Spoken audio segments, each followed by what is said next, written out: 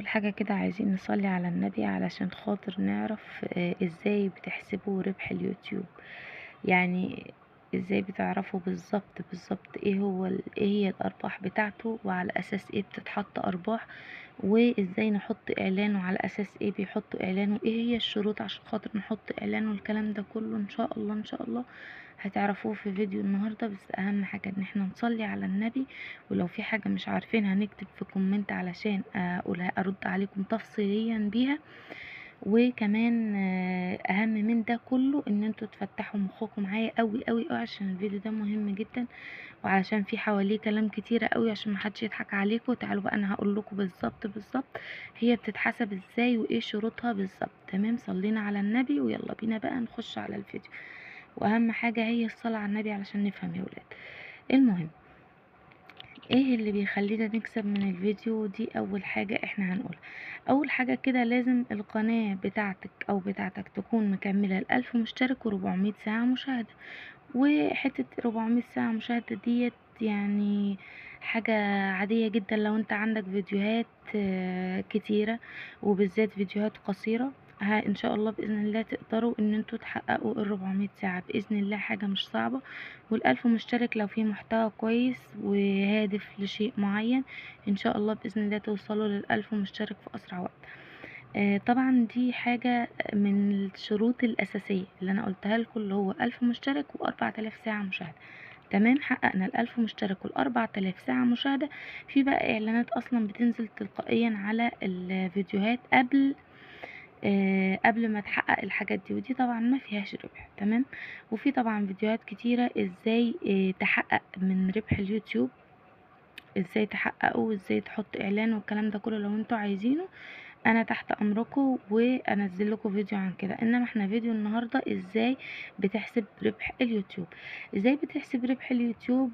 طبعا بيبقى فيه اعلانات في اول الفيديو، في نص الفيديو، وفي اخر الفيديو بيبقى فيه شريط كده ماشي تحت الفيديو للاعلانات. تمام، احنا بقى بنكسب من ايه؟ بنكسب لو مثلا حد بيتفرج على الفيديو وشاف الاعلان للاخر، ده بيبقى مكسبه ما شاء الله حلو.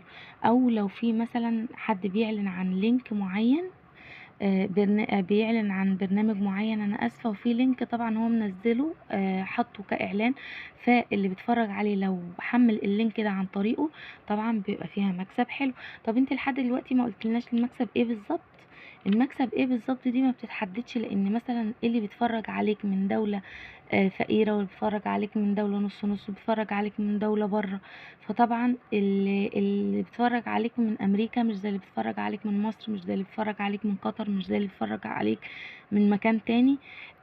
كل دولة وكل مكان ليه المكسب بتاعه. واكيد طبعا لو ليك، يعني مثلا هل انا لو ليا جمهور في مصر ما ينفعش يبقى لي جمهور في مكان تاني؟ لا طبعا، ممكن يبقى عندك من مصر، من قطر، من البحرين، من السعودية، من اوروبا، من اي بلاد عربي، ومن اي بلاد اجنبي. وطبعا فرق العملة بيفرق، والكلام ده كله بيفرق معاك. تمام، لو حد بقى اتفرج على الفيديو للاخر اللي هو بتاع الاعلان، بقى مكسبه طبعا اعلى، بخلاف ان هو مثلا لو كان حد في دولة اجنبية، بخلاف لو كان في دولة عربية اغنى، بخلاف لو كان في كذا كذا. فاهميني ازاي؟ فطبعا كل دولة بتتفرج، ده بيفرق معاك في سعر الاعلان ان شاء الله. يا ريت بقى لو استفدتوا مني ولو بحاجة بسيطة تكتبوا لي كومنت في الصلاة على النبي، عشان ده اكبر مكسب ليا. وكمان لو في اي حاجة عندكم عايزين تعرفوها عن ازاي ننشئ قناة، عن ايه شروط القناة، عن ازاي نحقق مشاهدات اليوتيوب عندكم، انا عامله لكم فيديو ازاي تحقق مشاهدات اليوتيوب، برضو هحطه لكم في التعليقات هنا في على الفيديو ده ان شاء الله.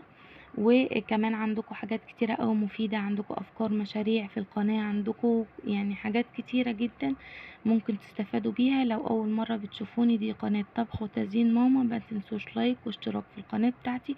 ولو استفدتوا من الفيديو ده ياريت تشيروه علشان المعلومة ما تقفش عندكم، وبكده نبقى احنا عرفنا المعلومة وغيرنا معرفهاش. والسلام عليكم ورحمة الله وبركاته.